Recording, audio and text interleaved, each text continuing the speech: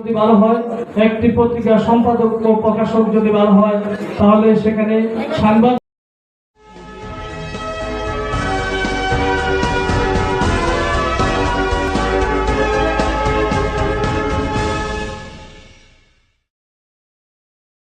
যদি ভালো হয়, একটি পত্রিকার সম্পাদক ও প্রকাশক যদি ভালো হয়, তাহলে সেখানে সাংবাদিকরাও ভালো হবে, সাংবাদিক নিয়োগগুলো ভালো হবে।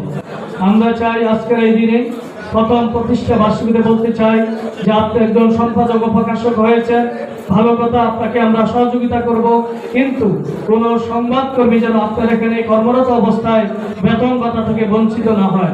আমাদের একটাই কথা, সম্পাদক প্রকাশকের অভাব নেই।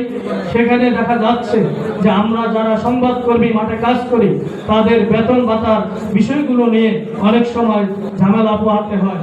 তাই আমরা মনে করি, আমরা আজকের এই পরিষদ থেকে মনে করতে চাই, মাহবুবুল ইসলামের কাছ থেকে যেন কোনো সংবাদকর্মী কখনো বেতন ভাতা থেকে বঞ্চিত না হয়।